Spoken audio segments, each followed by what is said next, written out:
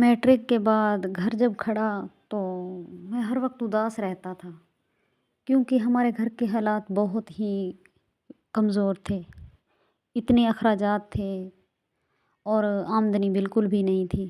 تو میرے گھر والے جب مجھے دیکھتے تھے میں پریشان رہا، تو میرے گھر والوں نے مجھے کہا کہ کوئی کام کر لو۔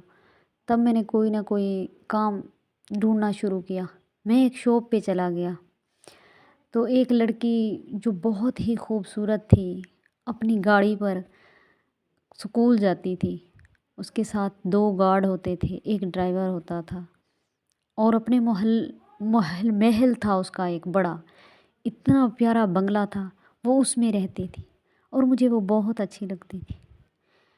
شاید میں بھی اسے اچھا لگتا تھا یا ویسے مجھے دیکھتی تھی، صرف ایک نظر مجھے وہ ہر روز دیکھتی تھی۔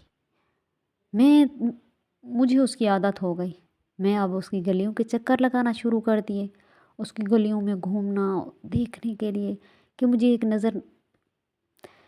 ایک جھلک اس کی نظر آ جائے، بس میری رات گزر جائے گی، پھر کل دیکھوں گا اس کو۔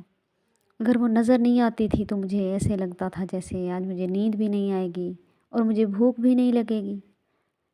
تو وہ اپنے پرندوں کے ساتھ اپنے محل میں کھیل رہی ہوتی تھی، وہ اپنی چھت پہ جاتی تھی، جھوم رہی ہوتی تھی، اس کو کسی کی پرواہ نہیں تھی، وہ بہت خوش رہتی تھی۔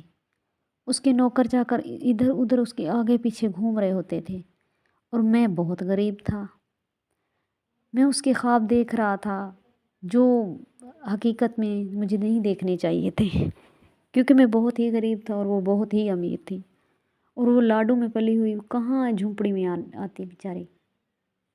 اچھا، ایک دن میں نے اپنے دوست سے کہا، یار میں کیا کروں، میرے ساتھ یہ مسئلہ ہے، میری آنکھوں میں اتنے بڑے ٹوڑے ہو گئے ہیں، میں کیا کروں، مجھے نیند نہیں آتی، میں اس سے بہت محبت کرتا ہوں۔ تو میرے دوست نے کہا، اچھا یار میں کچھ کرتا ہوں۔ تو اس نے کوشش کی اور اس لڑکی سے کسی طرح اس نے بات کی۔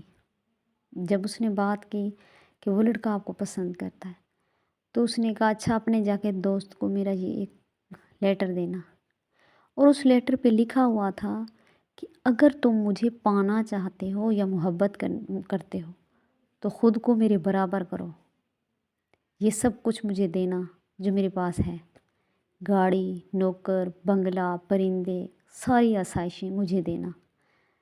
تب مجھے ایسے لگا کہ بس میری سانسیں رک جائیں گی، میرے پاس تو کچھ بھی نہیں ہے۔ پھر میں نے ٹھان لی کہ اچھا میں کوشش کرتا ہوں، میں کام کرتا ہوں۔ پھر میں نے دن رات محنت کرنا شروع کر دی، میں نے پیسے جمع کیے، میں دبئی چلا گیا، وہاں گیا، میں نے بہت محنت کی، بہت کام کیے۔ میرے گھر میں درجنوں میرے بہن بھائی تھے، میری امی تھی، میرے ابو تھے، میں نے ان کو بھی دیکھنا تھا، میں گھر پیسے بھیجتا تھا، وہ ان پہ لگ جاتے تھے، میرا کچھ بھی نہیں بنا تھا۔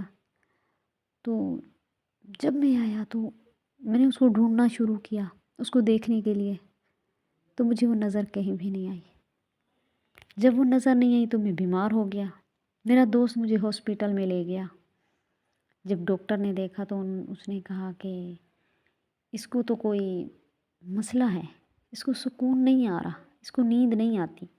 تو میں نے کہا جی بالکل مجھے نیند تو نہیں آتی۔ تو اس نے کہا اس کو نیند تو اس کے لیے ضروری ہے، یہ تو ختم ہو جائے گا، یہ تو مر جائے گا۔ تب ڈاکٹر صاحب نے مجھے نیند کی گولیاں دی، وہ اگر میں ٹیبلیٹ لیتا تو مجھے 24 گھنٹے میں سویا رہتا تھا، اگر نہ لیتا تو مجھے نیند نہیں آتی تھی۔